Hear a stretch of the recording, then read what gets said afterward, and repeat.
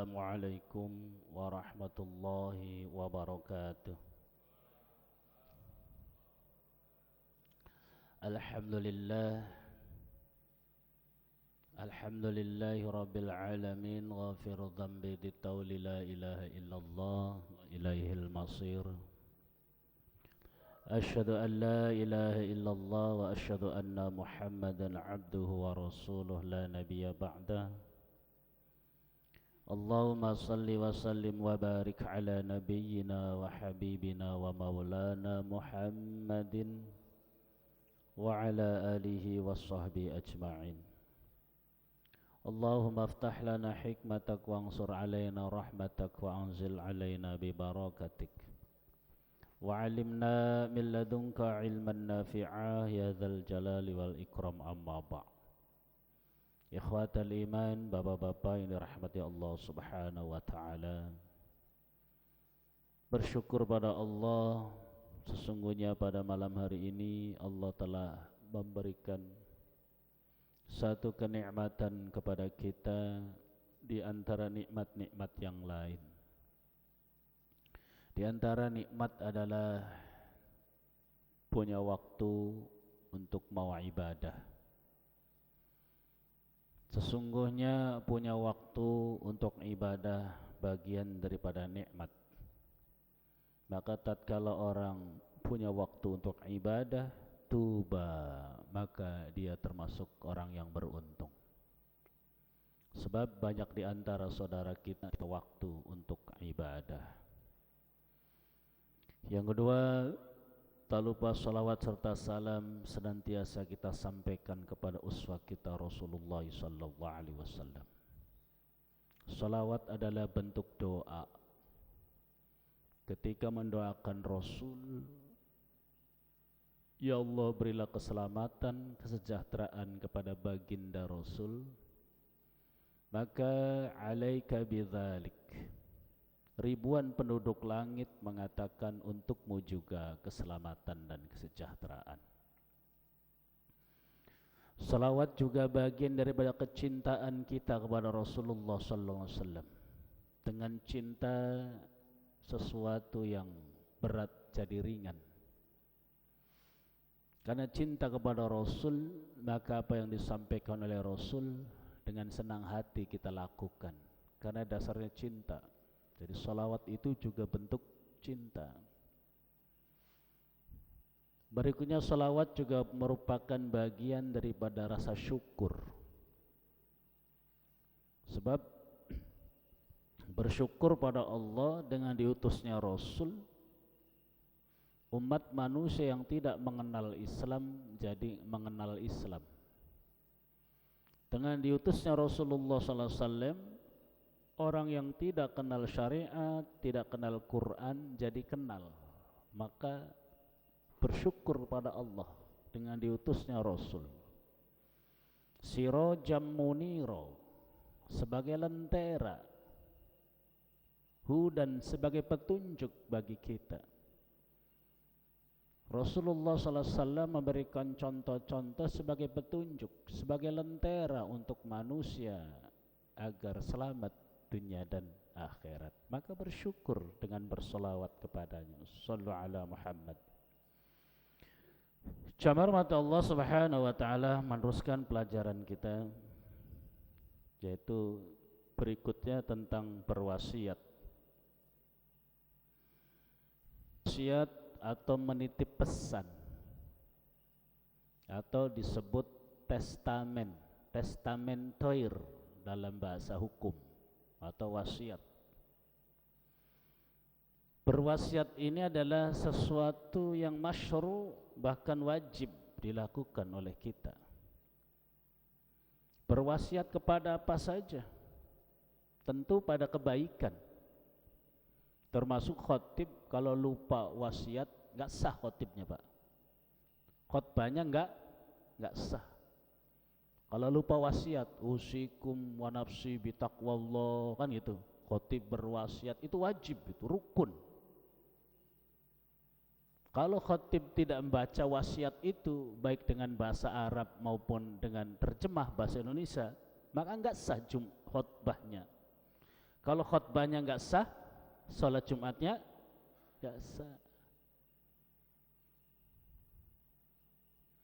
Dan keharusan kita berwasiat itu di samping pada sholat Jumat, pada kesempatan-kesempatan yang lain. Di dalam rumah tangga kita sering kita berwasiat kepada anak-anak kita, "Nak, tolong jangan kau tinggalkan sholat dalam keadaan apapun. Jauhkan sesuatu yang membuat dirimu jadi terhina. Jauhkan obat-obat terlarang. Jauhkan pergaulan bebas. Jauhkan narkoba." Ini harus diwasiatkan kepada anak keturunan kita, karena hukumnya wajib.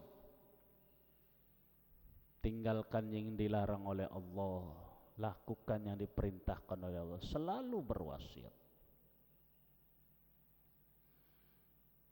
Termasuk berwasiat pada dompet kita, harus ada wasiat dompet kita itu. Kalau kita punya utang, ditulis tuh di dompet. Utang saya si A, si B, tulis.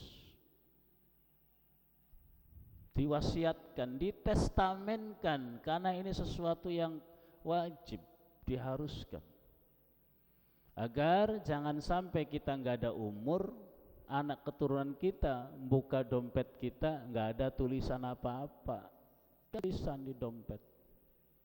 Utang pada Bapak Andi 200.000, utang pada Bapak Ali 700.000, utang kepada Ibu Umi 50.000, ditulis Pak.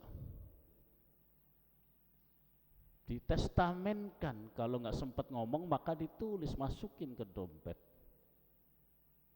Jadi wasiat tentang utang, wasiat tentang kebaikan, wasiat meninggalkan keburukan, itu hal yang harus dilakukan. Terlebih kita sebagai pemimpin rumah tangga, berwasiat.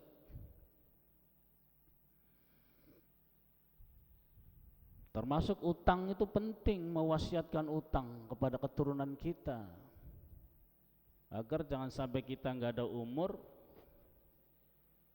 utang kita ngeblank, nggak ada yang tahu, anak istri kita, jangan sampai itu. Bismillahirrahmanirrahim.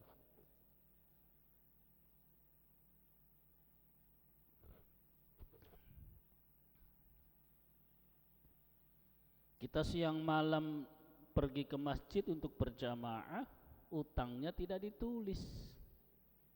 Nggak ada umur, meninggal.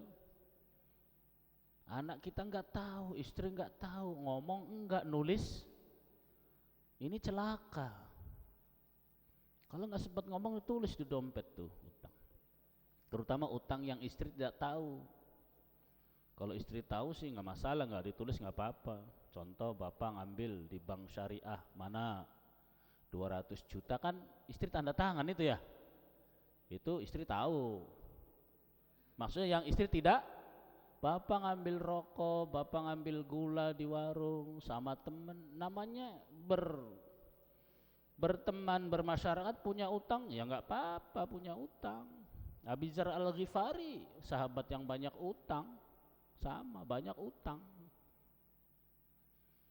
Tapi dicatat sebagai bentuk wasiat, termasuk wasiat taat tadi.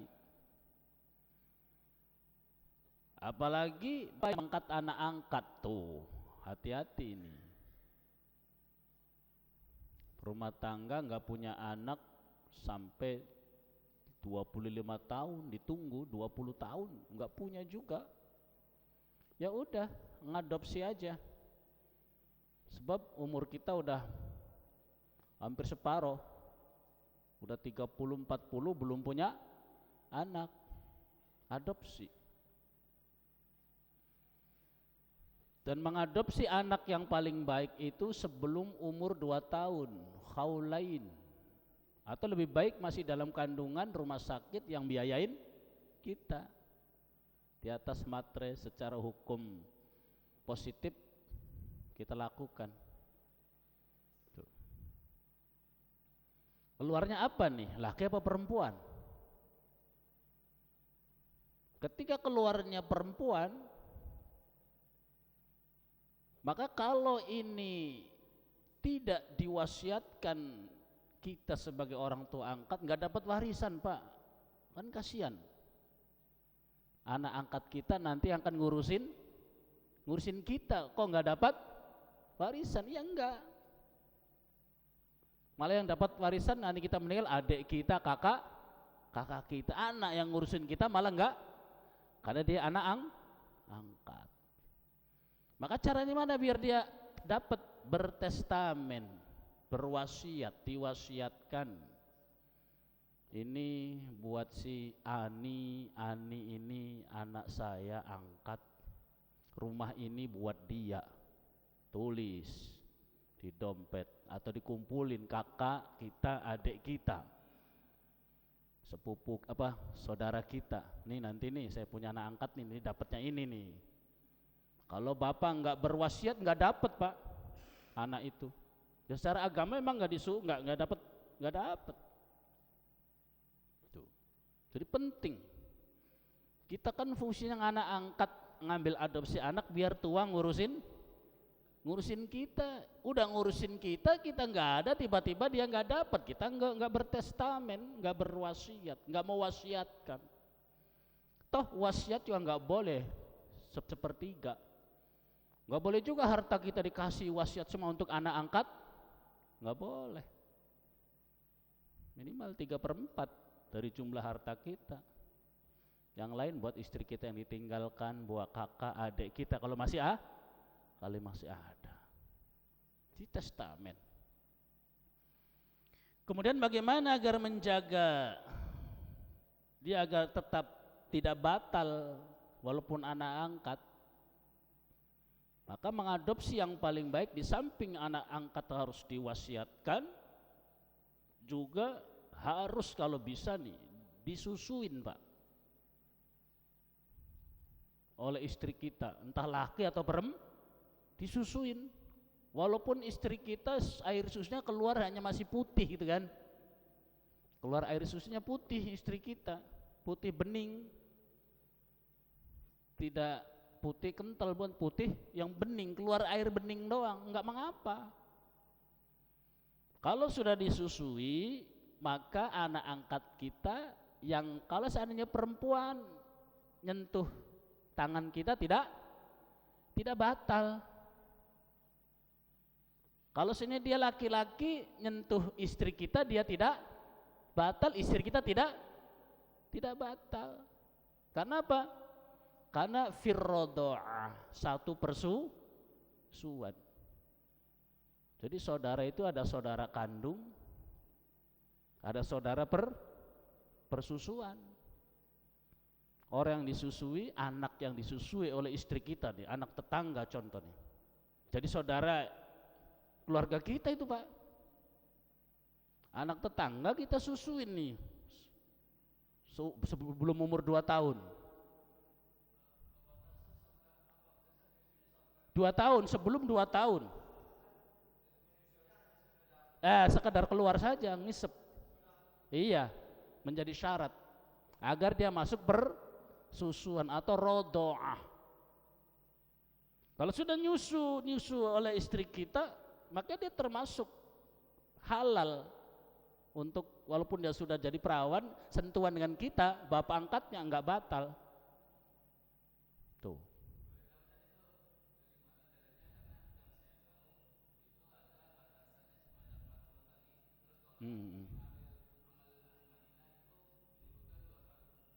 Ya batasnya 2 tahun. Iya 2 tahun. Iya. Jadi kalau di atas 2 tahun nggak bisa. Batas menyusunya.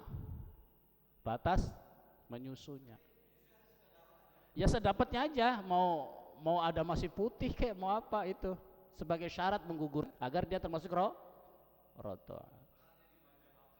Iya.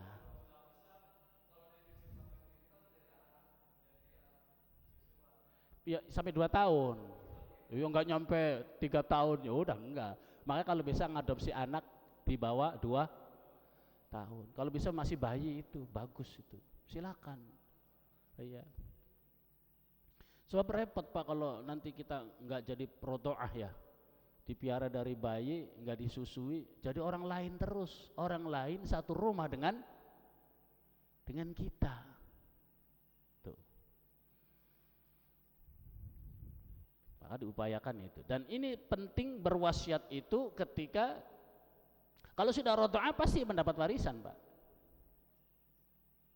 Kecuali tidak rodoah, tidak disusui, maka harus testamen, harus berwasiat. Ada kan mengadopsi anak umur 5 tahun ya, ya nggak bisa disusuin itu mah. Maka harus ditestamenkan, diwasiatkan, penting wasiat itu. Kecuali sudah disusuin sebelum 2 tahun menjadi. Inilah pentingnya bagaimana kita mewasiatkan. Berwasiat itu bukan berarti kita ini orang baik, bukan. Contoh berpesan, nah hati-hati ya, apa kita ini termasuk orang yang baik Pak? Ya enggak juga. Ini bagian lewat tausobil haqqi, saling mengingatkan tentang kebaikan. Maka Bapak semuanya berkewajiban untuk selalu berwasiat tentang ketaatan. Walaupun kita juga kadang suka lalai, suka salah. Ente suka salah kok berwasiat kebaikan, munafik ya? Enggak munafik. Memang harus. Orang yang baik itu bukan orang yang enggak pernah salah. Orang yang baik itu bukan orang yang enggak pernah maksiat. Orang yang baik itu bukan orang yang enggak pernah terjerumus. Ada apa Pak? Oh.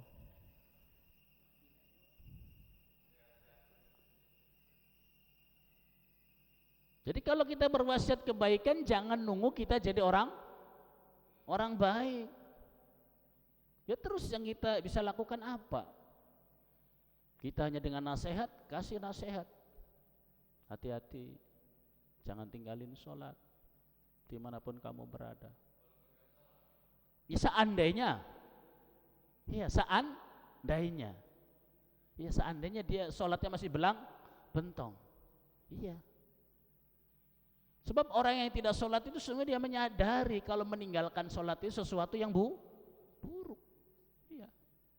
Coba Pak, ibunya pelacur, nasihatin kamu jangan kaya, pasti begitu, bener nggak? Ya nggak ada, kamu harus lebih hebat daripada ibu nak. Ibu itu kalau ngelayanin tamu 10 orang per malam, kalau kamu minimal 25 lah. Apa begitu pesannya? Ibu ini 10 orang laki-laki setiap malam, kalau kamu lebih hebat daripada ibu. Ya kan enggak ada. Yang ada jangan kayak saya. Nah seperti itu. Sama seperti, nah kamu harus bisa baca Quran. Jangan seperti bapak ayahmu, ibumu, bapakmu nggak bisa baca Quran. Kamu jangan sampai nggak bisa baca Quran. Bapak pesan kepadamu, belajar Quran yang benar-benar. Mumpung masih kecil, mumpung masih punya waktu. Sebab kalau kamu sudah SMA belajar Quran, masih belajar Iqra udah repot. Orang belajar Quran itu seperti jagung Pak. Bapak nanam jagung 3 bulan harus segini Pak. 3 bulan itu harus keluar. Bapak nanam jagung sebulan segini, 2 bulan, 3 bulan segini, buahnya kayak apa? Belajar Quran sudah SMA kelas 3 masih Iqra 2, ngomong A nggak bisa, ini ketinggalan. Ibarat jagung 3 bulan udah masih segini, buahnya kayak apa coba? Momen yang paling tepat itu kalau sudah SD kelas 5 tuh paling enggak Iqra 5, SMP udah kalau SMP udah Quran, dia baca Quran semakin pede. Semakin pede, semakin pede. Tapi dah SMA kelas 3, kelas 2 baru Iqra 2 enggak pede. Kalau sudah enggak pede, minder, malah malu belajar. Coba aja. Jagung itu kalau sudah segini, udah 3 bulan alamat ini.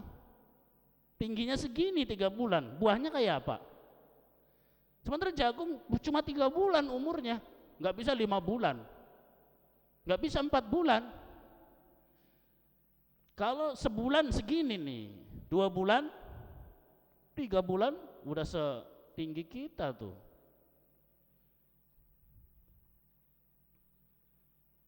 Jangan seperti bapakmu, ibumu, berwasiat. Ketahuilah orang yang paling miskin itu orang yang tidak bisa baca Quran. Emaknya nggak bisa baca Quran, bapaknya nggak bisa baca Quran, anaknya nggak bisa baca Quran. Itu orang yang paling miskin, Pak. Jadi orang yang paling miskin itu bukan orang makannya sehari cuma pagi doang, motor nggak punya, mobil nggak punya. Bukan, dalam sisi syariat bukan orang miskin, bukan begitu. Itu di mata kita yang semua dihitung dengan materi. Orang yang paling miskin, emaknya nggak bisa baca Quran, bapaknya nggak bisa baca Quran, anaknya nggak bisa baca Quran, paling miskin. Itu jangan sampai keluarga kita begitu. Maka kita orang tua berwasiat selalu kepada anak kita. Kalau guru saya orang yang paling bodoh, maaf, orang yang paling bodoh. Kenapa? Karena dia suruh nunjuk hidungnya sendiri nggak tahu. Bodoh nggak? Dia punya hidung, suruh nunjuk mana hidungnya nggak tahu. Dia punya tangan, ditanya mana tangannya nggak, padahal matanya ngelihat. Dia punya kaki, suruh nunjuk mana kakinya nggak tahu. Bukan kaki orang, kaki sendiri. Coba orang apa itu namanya, Pak? Paling bodoh. Kalau guru saya ngomong paling bodoh. Mana kakimu? Nggak tahu yang mana. Mana tanganmu? Nggak tahu. Tangannya sendiri nggak bisa nunjuk. Agamamu apa? Islam. Kitabmu apa? Quran. Suruh baca, cuma baca doang, cuma nunjuk doang, nggak ngerti. Jadi jangan sampai pada keluarga kita. Maka kita orang tua selalu berwasiat, orang yang paling miskin itu adalah orang yang bapakmu gak bisa baca Quran, emakmu gak bisa baca Quran. Kamu jangan ikut-ikut. Tuh, penting berwasiat. Termasuk utang, ya. Nah, tadi itu utang. Termasuk anak angkat. Kalau tidak rodoah, harus diberikan wasiat, dikasih biar dapat bagian. Seorang guru ini selalu berwasiat, selalu berwasiat.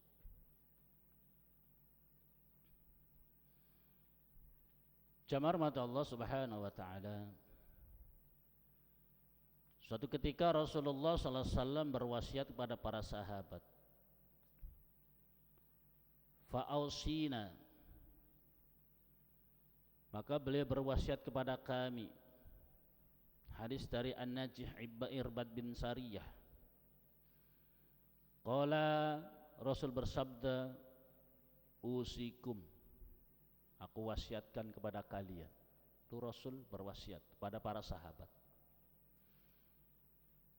Bitaqwallah was-sam'i wat-tha'ah. Rasul berwasiat kepada para sahabat untuk selalu takwa kepada Allah, untuk selalu taat dan mendengar. Ini wasiat Rasulullah. Pada hadis yang lain,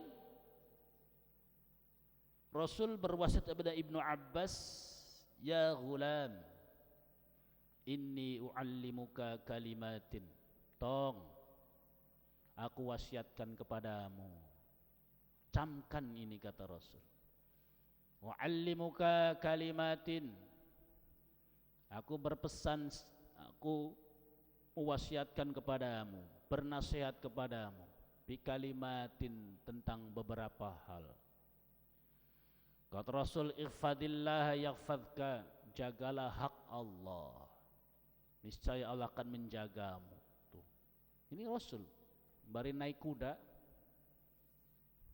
Ibnu Abbas naik di belakang, ya gulam, wahai tong. Karena Ibnu Abbas waktu itu masih kecil, Pak. Aku berpesan kepadamu, jagalah hak Allah. Jagalah hak Allah. Apa artinya menjaga hak Allah? Hendaklah engkau beribadah. Ibadah itu hak Allah dan kewajiban kita. Itu pesan Rasul, selalu begitu. Maka kita pun sama, kalau kita jalan naik motor sama anak, naik mobil, kita mari nyupir. Mas, jangan lupa, Bapak selalu ingatkan kepadamu, jangan suka ninggalin sholat. Kan gitu, Pak. Terus. Kita selalu sebab anak kita ini, Pak, walaupun keluar dari pesantren, Pak, kadang kalau nggak kita nasihatin, ya sama. Iya. Di pesantren jadi ketua kamar, suka bangunin. Di rumah mah dibangunin. Iya. Memang begitu, coba deh, saya sendiri begitu. Di pesantren suka bangunin di rumah, mumpung di rumah udah. Tuh. Karena timbul lagi rasa kanak-kanakan itu. Kalau di pesantren merasa kita adalah ketuanya, maka harus bangun. Kalau di rumah timbul anak-anak lagi. Maka walaupun kita orang tua sudah naruh dia di pesantren, tetap kita bangunin kadang. Duluan kita bangun mah. Kamu kenapa sih dibangunin tuh sama ayah? Katanya kamu suka bangunin di pesantren. Iya, mumpung lagi di rumah, kan gitu biasanya. Ini perlunya wasiat, ini terus berwasiat.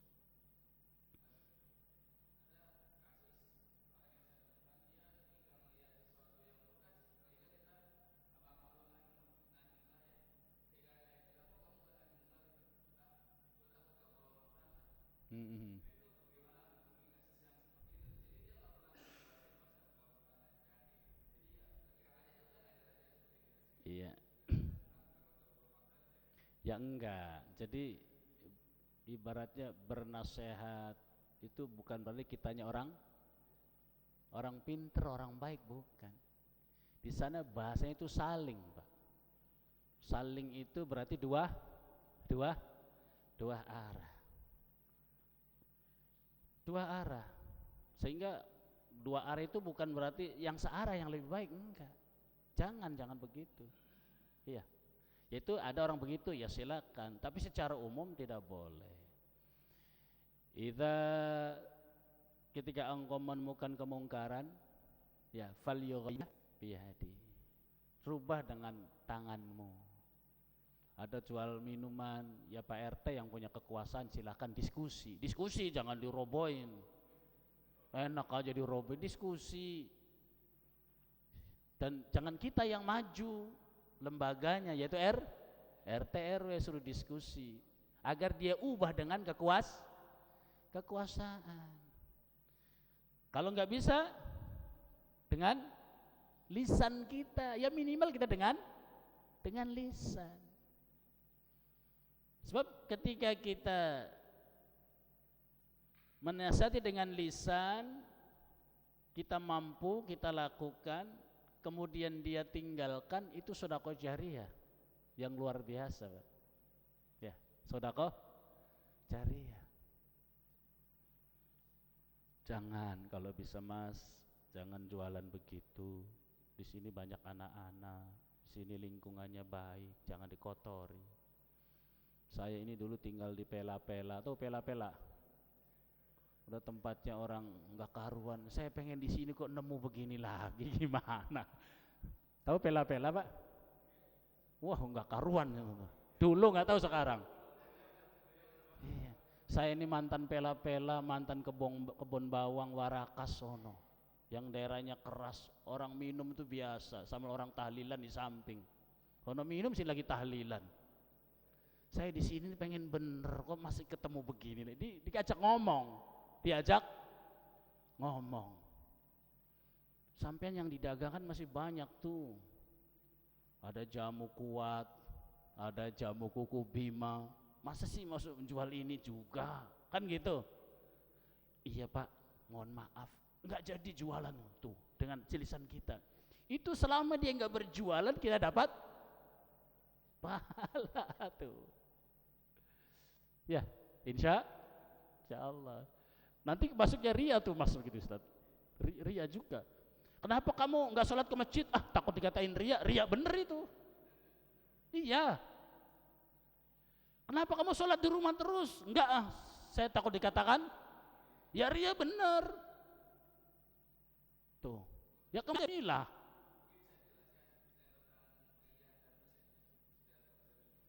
Ya, ria itu kan a'malul birri li ajlin nas. Berbuat baik bukan karena Allah, tapi karena manusia. Tuh, ini masuk syirik khafi. Tuh, ria itu syirik khafi. A'malul birri li ajlin nas. Aduh, saya nggak enak nih kondangan ke dia. Orang dekat itu udah ria Pak. Nggak enak. Dia nggak hadir di kondangan karena tidak enak dengan Jangan.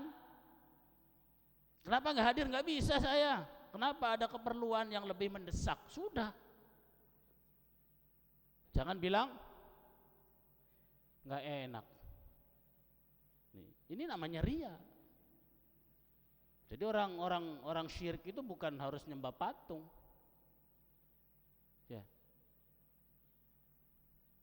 Saya sholat di rumah aja, di masjid takut. Ya ria bener itu. Usikum bitaqwallah, berwasiat tentang ketakwaan. Selalu berwasiat untuk selalu dekat kepada Allah, mencintai Allah, bersyukur kepadanya, beribadah kepadanya. Mas, jangan lupa sholatnya Mas, kan gitu. Sholat itu pokoknya agama. Sholat itu pokoknya agama.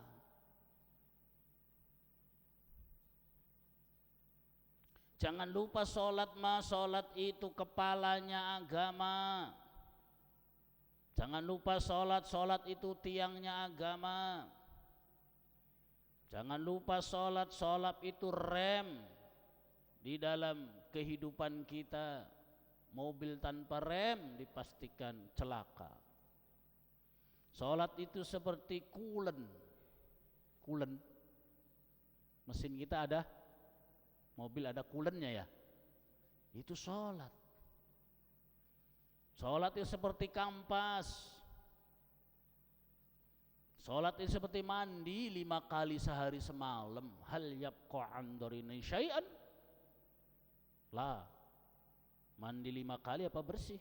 Masih ada kotor? Enggak. Mandi 5 kali.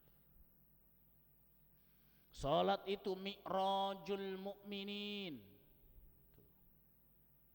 Mi'raj. Teng. Latifah kita mi'raj. Apa latifah? Sanubari yang paling dalam. Allah. Ini latifah. Kita nggak pernah sholat, latifahnya nggak pernah hidup. Hati ada latifah, ada basirah, ada fuad, ada domir, ada sir. Latifah yang terakhir. Latifah kita melatih untuk mi'raj. Allah. Calling down.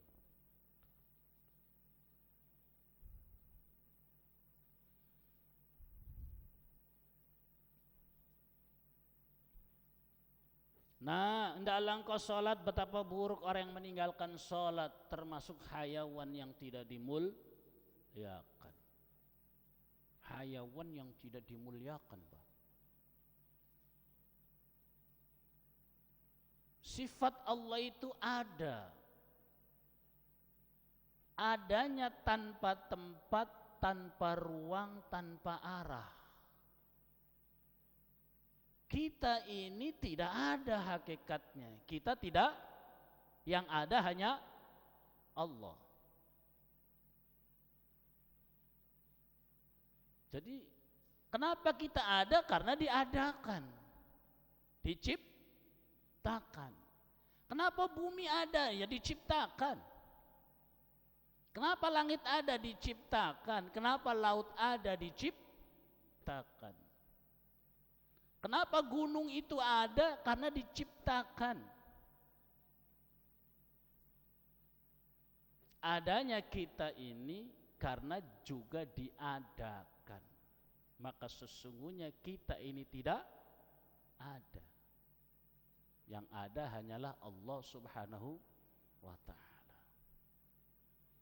Maka kemudian Allah ciptakan. Cara menciptakan dia ada khalaqa, ada ja'ala.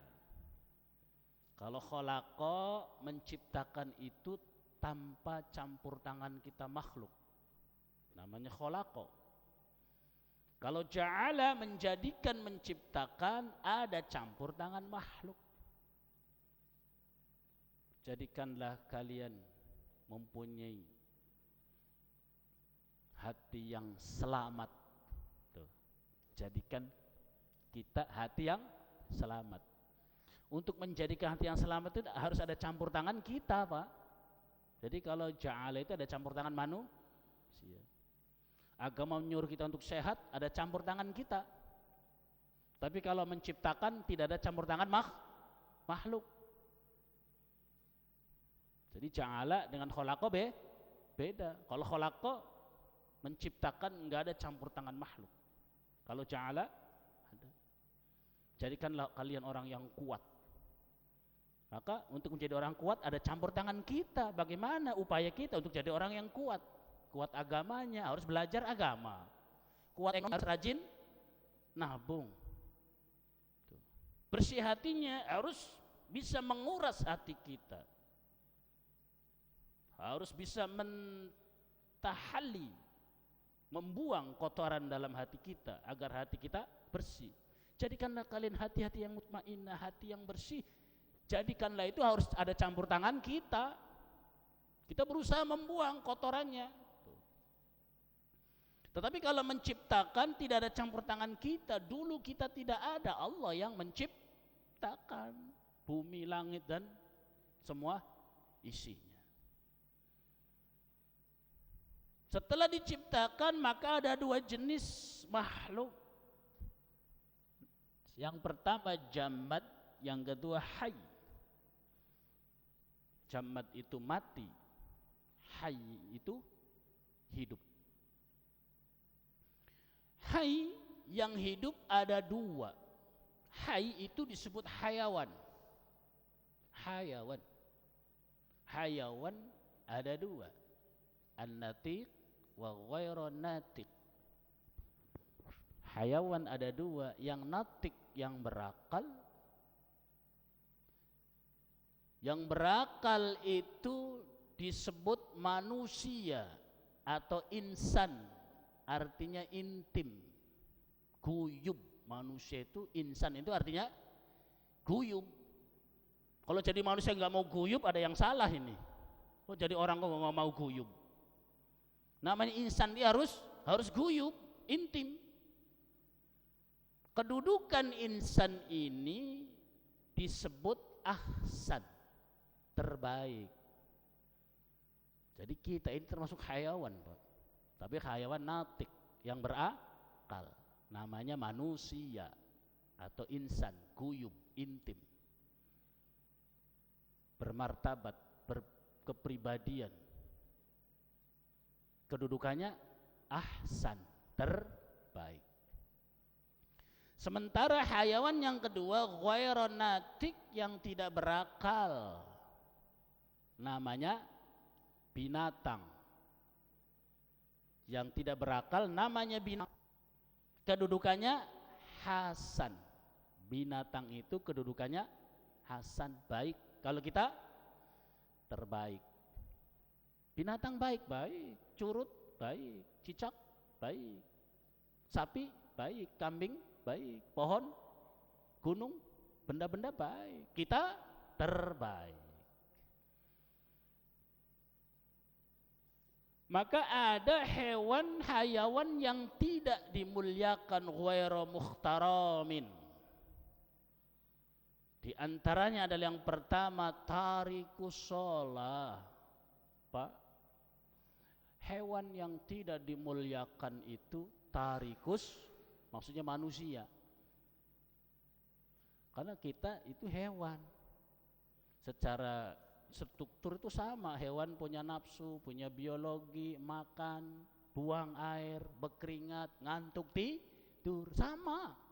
Cuma kita anatik, berakal, maka namanya bukan binatang, kita intim. Kalau binatang enggak intim, enggak guyup.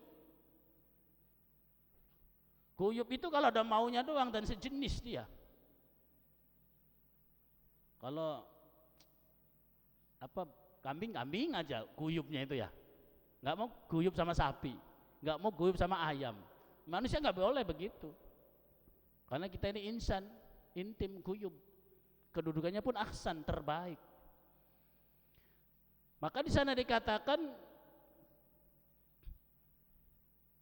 ghairu muhtaramin, ada hewan yang tidak dimuliakan. Yang pertama tarikus shalah, orang yang meninggalkan sholat termasuk hewan yang tidak dimuliakan. Tuh. Ini di bab tayamum, adanya di bab tayamum. Jadi kalau airnya cuma seember, nggak ada lagi, jangan buat wudu.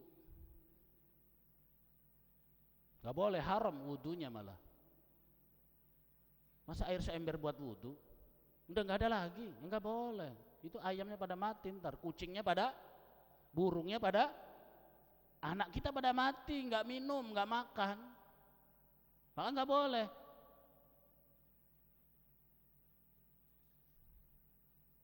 Karena li'atshi hayawanin, karena hausnya hayawan diberikan pada mereka. Dan hayawan yang tidak dimuliakan salah satu adalah orang yang meninggalkan sholat. Ya Allah, betapa buruknya orang meninggalkan sholat.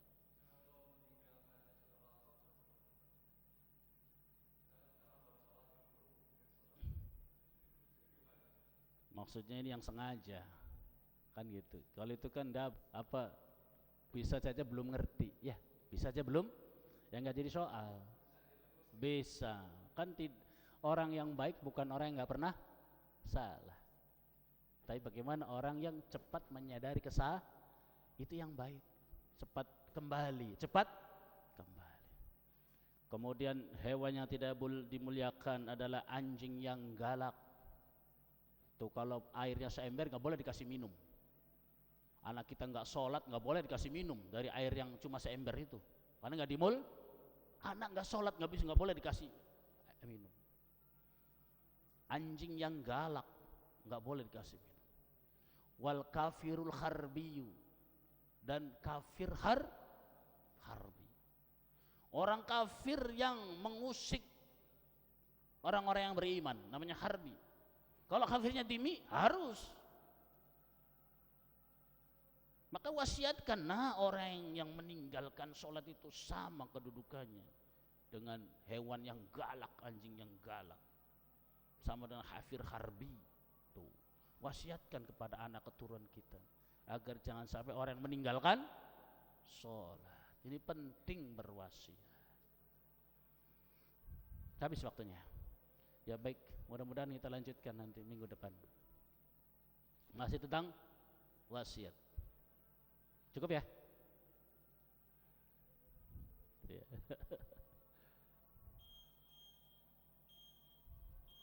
Bapak makan di warteg udah kenyang, di warteg minta telur, minta tempe, minta kerupuk, minta orek, nunjuk, dikasih nggak sama tukang warteg?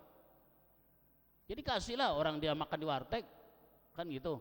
Minta apa? Minta nambah, minta kobokan, minta kerupuk, minta kuahnya nambah lagi, dikasih. udah ngeloyor dia. Apa yang namanya? Itu sama kayak orang nggak sholat tuh begitu. Inna a'tainakal kautsar, diberikan nikmat yang banyak, fasolli, disuruh sholat nggak mau, udah kenyang loyor, ya bayar dong. Udah kenyangnya dihitung kan gitu. Udah dikasih nikmat mata, dikasih tangan, dikasih anak, kok nggak mau sholat, kayak makan di warteg ngeloyor aja. Cukup. Demikian yang dapat kita sampaikan, semua bermanfaat. Ihdinas siratal mustaqim. Subhanaka wa hamdik, asyhadu an la ilaha illa anta astaghfiruka wa atubu ilaik. Assalamualaikum warahmatullahi wabarakatuh.